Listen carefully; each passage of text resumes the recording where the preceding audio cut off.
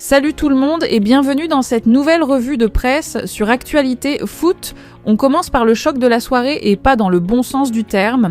L'Espagne, championne d'Europe en titre, n'a pas réussi à battre le Cap-Vert lors de son entrée en lice à Atlanta. 0-0. Un résultat totalement catastrophique pour les favoris du groupe qui se retrouvent déjà dans une situation très compliquée après seulement un match. Et pour bien comprendre l'ampleur de cette déception, il faut regarder les chiffres historiques. Sur les 17 Coupes du Monde auxquelles l'Espagne a participé, elle n'a pas remporté son premier match à 12 reprises, 12 fois sur 17. C'est absolument incroyable pour une nation de ce calibre. Elle n'a gagné son match d'ouverture qu'à 5 reprises, dont 2 en noir et blanc en 1934 et 1953 au XXIe siècle, en 2002, 2006 et 2022. Et la liste des défaites est encore plus longue avec 1962, 1966, 1978, 1986, 1998, 2010 et 2014, une malédiction qui colle à la peau de la Roja depuis des décennies, mais là c'est encore pire que les autres fois, parce que le Cap-Vert participait à sa toute première Coupe du Monde et ne comptait quasiment aucun joueur parmi l'élite mondiale. Et pourtant leur gardien a réalisé une performance absolument héroïque pour être élu homme du match et tenir 0-0 face aux champions d'Europe. Un exploit qui rejoindra les livres d'histoire du football mondial.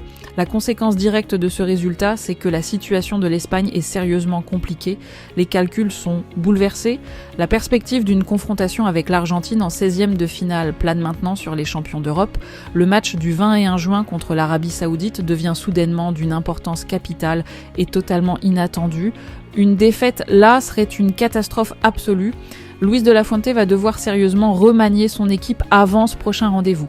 Et pour garder espoir, il pense déjà au championnat d'Europe Espoir 2019, où l'Espagne avait débuté par une défaite avant de remporter le tournoi. Un précédent encourageant, mais la pression est immense.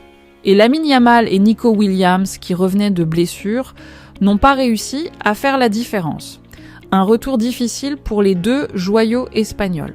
Alors, on vous pose la question directement. Pensez-vous que l'Espagne peut se ressaisir et aller au bout de cette Coupe du Monde malgré ce départ catastrophique ? Ou est-ce que le Brésil de 2010, qui avait mal démarré avant de terminer... Attendez, non, c'est l'Espagne qui avait gagné ce mondial-là. Donnez-nous votre avis dans les commentaires. Direction le Mercato avec la grande officialisation du jour. Marc Cucurella est désormais un joueur du Real Madrid avec un contrat de 6 ans jusqu'au 30 juin 2032. Tout s'est bouclé en seulement 48 heures. Vendredi soir, première offre du Real à Chelsea. Samedi, appel personnel de Mourinho directement aux joueurs. Dimanche matin, accord donné. Une rapidité absolument redoutable qui résume parfaitement ce mercato madrilène version Mourinho. Et les chiffres autour de Cucurella sont absolument vertigineux. Avec ce transfert à 55 millions d'euros fixe plus 5 millions de bonus, il devient le deuxième défenseur de l'histoire à avoir généré le plus d'argent via ses transferts avec 156 millions d'euros en cumulé sur toute sa carrière. Il dépasse João Cancelo à 145 millions et Josko Gvardiol à 126 millions. Seul Matthijs de Ligt, avec 197 millions, le devance encore. Retraçons son parcours incroyable depuis le début. Eibar l'avait recruté pour seulement 2 millions d'euros. Le Barça levait l'option de rachat pour 4 millions avant de le vendre à Getafe pour 12 millions. Brighton avait payé 18 millions. Et Chelsea avait cassé la tirelire à 65 millions, faisant de lui le latéral gauche le plus cher de l'histoire à l'époque. Aujourd'hui, le Real Madrid ajoute 60 millions à la note, une progression financière fulgurante pour un joueur formé à la Masia du Barça. Cucurella rejoint un poste déjà très encombré au Real Madrid avec Carreras, Franck Garcia et Ferland Mendy. Des départs sont inévitables dans les prochaines semaines et le Real Madrid compte maintenant 4 recrues confirmées. Avec Konaté, Dumfries, Bernardo Silva et Cucurella, Mourinho reconstruit son équipe à une vitesse folle et on n'est même pas encore à la mi-juin, impressionnant. Match très animé à Seattle entre la Belgique et l'Égypte pour le groupe G. Et ce qui restera de cette rencontre, c'est avant tout La performance absolument remarquable des Pharaons qui ont surclassé la Belgique pendant plus d'1 heure complète. La tactique du sélectionneur égyptien Hassan était d'une simplicité redoutable. Un joueur dédié au marquage de Bruyne pendant toute la rencontre. Et pendant plus d'1 heure, la star belge a été totalement neutralisée. Salah, évoluant en toute liberté au milieu offensif, a trouvé Achour à l'entrée de la surface dès la 19e minute. Une frappe puissante du pied droit qui a trompé Courtois. Un but magnifique qui récompensait une Égypte courageuse et très bien organisée. Et côté belge, les critiques ont fusé contre Rudi Garcia qui avait décidé de ne pas titulariser Lukaku. 5e meilleur buteur de l'histoire du football international avec 90 buts. Le joueur de Naples n'a quasiment pas joué cette saison, mais quand il est entré en jeu, tout a changé. En 20 secondes seulement sur le terrain, il a provoqué un but contre son camp du latéral égyptien Mohamed Hani à la 66e minute.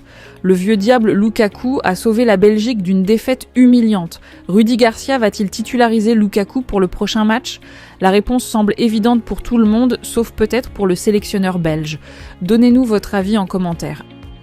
Info importante dans le monde des jeunes talents. Herman Malonga, défenseur central de 18 ans du centre de formation du PSG, devrait signer dans les prochains jours avec Manchester City pour un contrat de 5 ans. Un coup dur pour le PSG qui perd l'un de ses plus grands espoirs de la génération 2008. Ses éducateurs au PSG estimaient qu'il avait le potentiel à moyen terme pour évoluer en équipe première. Manchester City partage cette vision et lui fera passer une phase d'immersion avant de le prêter pour accélérer son développement. L'objectif final est qu'il s'impose en équipe première des Citizens, un talent qui quitte Paris pour l'Angleterre dans l'espoir de s'épanouir au plus haut niveau. Voilà les amis, c'est la fin de cette revue de presse Actualité Foot. L'Espagne dans la tourmente après ce 0-0 contre le Cap-Vert, Cucurella officiel au Real Madrid, Lukaku sauveur de la Belgique et une pépite du PSG qui file à City. Dites-nous en commentaire si vous pensez que l'Espagne peut encore gagner ce mondial et si Rudi Garcia doit titulariser Lukaku. Likez, abonnez-vous et activez la cloche pour ne rien rater. On se retrouve très vite.